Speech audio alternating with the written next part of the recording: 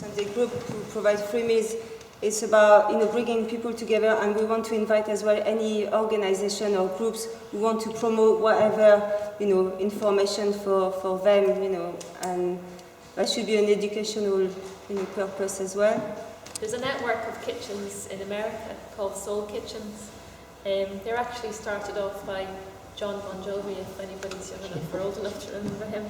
And they work a little bit like the canteen idea with the Probin Mill example, in that the food is there on a menu and it's changed regularly. They use seasonal food, etc.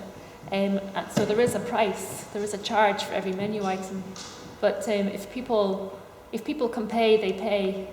If they can pay half of it, they pay half of it. But they maybe do a half an hour job, like serving the food or helping out or whatever. And if somebody can't pay at all, then they just pay with their time, so that everybody's able to go in. Nobody knows whether somebody's paid or not, but because everybody kind of helps out, everybody's kind of seen the same. But what people have said about that is it's the people that come in, if maybe if people have a negative attitude to them in the community, like because they have an addiction issue or something, then their perceptions change, because instead of you walking past them and ignoring them, well, they start to serve you your food, or so you build up different relationships, so it's all the other external things that kind of initiative brings as well is good. On a Friday night, we have update to young children and young people come for a meal, a hot meal. I've argued with people because sometimes you say it's not particularly healthy. I say it's better than having nothing and they'll eat it, like macaroni and cheese or whatever. We're replicating that with a BME footy club as well on another night for young people that aren't quite comfortable yet to go into the sort of mainstream club, but we'll work on that.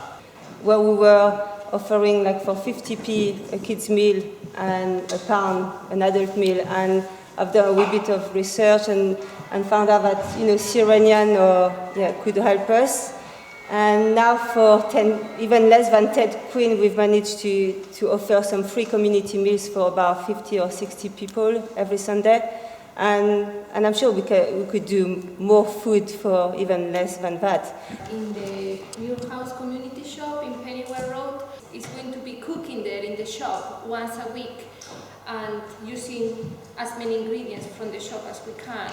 Big pot, simple, on a budget, family meal, and then our idea is just to give away tasters to people who pass. I heard that it's like a gathering point, the shop, and obviously also recipes and little bags, for example, with 1 carrot, 1 onion, 1 garlic, 1 stock. So they can buy that for maybe £1.50 and cook it at home. And in general, it sounds quite like a good idea. People could come and just participate or ask questions about how to cook.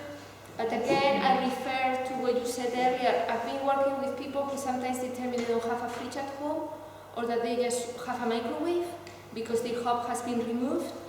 So I agree, it's a bigger, we can do maybe something small, but for other people maybe need a little bit more support, I don't know. I just wanted to say that across Edinburgh there's lots of different organisations providing food, and it's an admirable concept, and I quite agree there needs to be somewhere where we can coordinate things. But we mustn't also lose sight of the fact that providing meals isn't a long-term answer.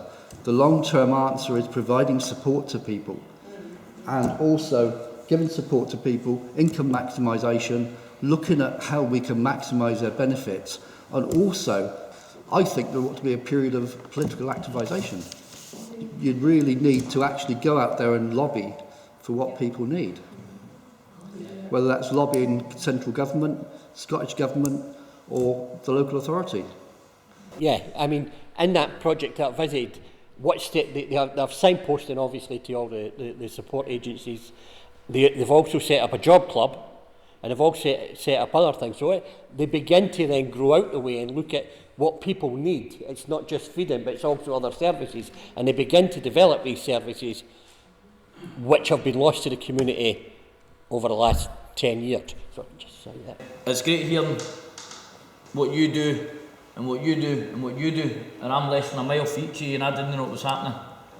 And that's one of the key things again, that I personally didn't know that was on the go. the key thing is relationships and trust and relationships, and I always go back to this, right? I'm a youth worker, I'm proud to be a youth worker, I'm proud that we've got trust and relationships with young people and their families now. I'm proud that we're sitting here today. As a wee boy, I remember being at Murray Shopping Centre when people were fighting against the poll tax and that, and I was too wee, but I did get told at one point to burn down the poll tax building.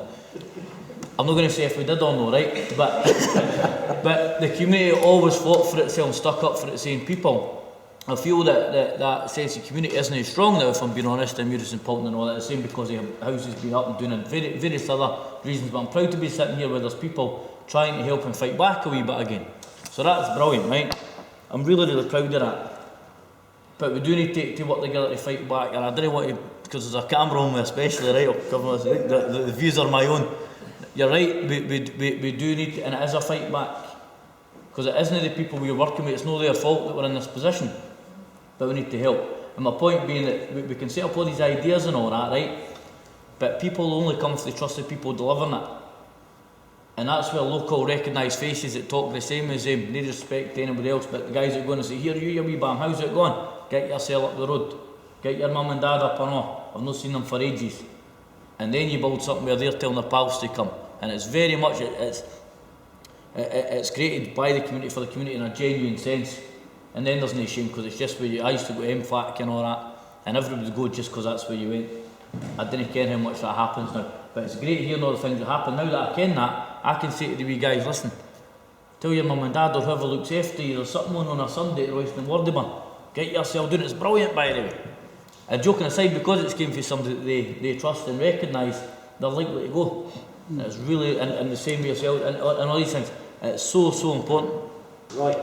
I agree with Kenny. There is a stigma out there. Our community centre, we host a breakfast club in the morning to deprived families or kids that are referred to us.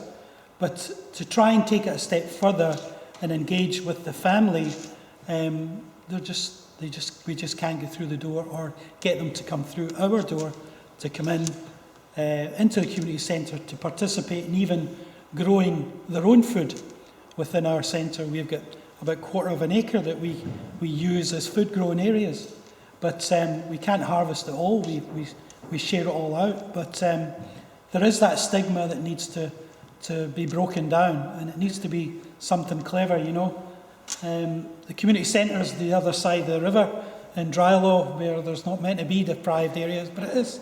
There is plenty of needy people in that area, and again, with the cohesion of getting folk together in an initiative like this is A1, you know, A1, and I'm sure that my committee would support anything that would help the needy or families in and around the area.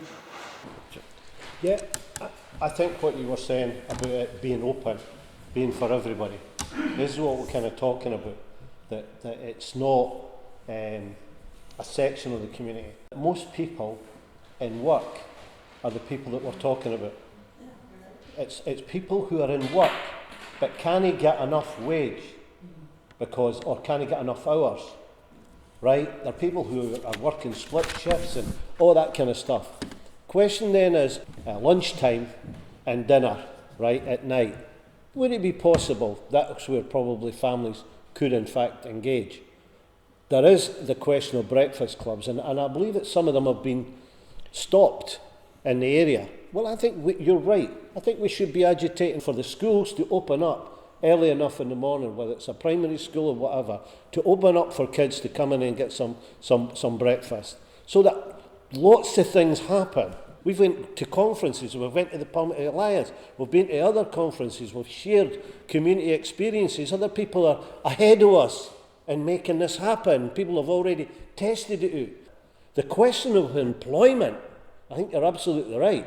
We need to capture the income of our area and keep it in our area if we can, and regenerate it and distribute it out. And that would need, I think, a different kinds of initiatives. See, the community shop is new. I've been to Ormiston, for instance, that looks like a community shop. There's no restrictions, and it's full of stuff, right? And people go and use it as a normal shop. It's just a shop, but it's a community shop. A baker's. Why don't we have a bakers in the area? People who are employed to produce food, to produce bread. That kind of initiative for taking on the task and providing employment. You see, when it comes to, and I know that the councillors were talking about the walled garden, right? The walled garden, the idea is to have a garden festival and to have an artist colony and to have a swimming pool. And people say, you're daft, a swimming pool and built in. What the heck do you want a swimming pool for? Why do you want a garden festival? Well, can you imagine 500,000 people coming down and going to that garden festival and putting their money in a box that says community? And that money then goes back, and 100 people are employed to create that garden festival. That, to me, is an initiative that we need to take on and do other things.